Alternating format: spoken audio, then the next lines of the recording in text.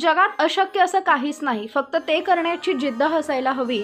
याचं जिवंत उदाहरण म्हणजे इस्रायली डॉक्टरांनी एका 12 वर्षाच्या मुलावर अनोखी शस्त्रक्रिया केली आणि डॉक्टरांनी त्या मुलाच्या धडा वेगळं झालेलं डोकं पुन्हा जोडलं। चॅनलवरती नवीन असाल तर जरूर सबस्क्राईब करा। सुलेमान हसन असं त्या 12 वर्षीय मुलाचं नाव आहे।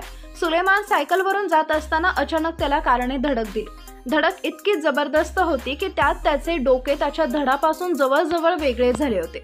मात्र अपघातानंतर त्याला तत्काळ हवाई मार्गाने हदासाह मेडिकल सेंटरमध्ये नेण्यात आले। या दरम्यान सुलेमान हसनवर तातडीची शस्त्रक्रिया केली आणि चमत्कार म्हणजे अशक्य वाटणाऱ्या या प्रकरणात डॉक्टरांना यश आलं।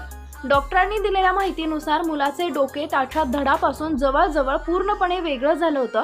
त्यावर उपचार करणे जवळपास अशक्य होते।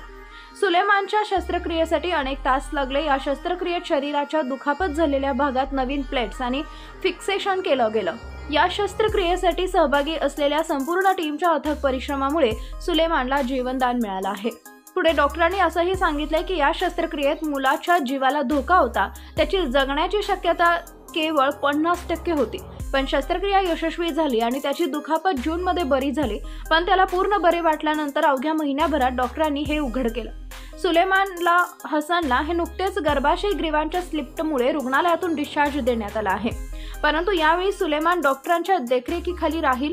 डॉक्टर सुलेमानच्या बरे होण्याला एक चमत्कार मानतात। शस्त्रक्रियेमध्ये येणाऱ्या अडचणींबद्दल बोलताना डॉक्टरांनी सांगितलंय की लहान मुलांचे डोके प्रौढांपेक्षा जास्त संवेदनशील असते, त्यामुळेच विशेष डॉक्टरांच्या उपस्थितीत ही शस्त्रक्रिया करण्यात आली। सुलेमान हसन हा त्याच्या वडिलांचा एकुलता एक मुलगा आहे।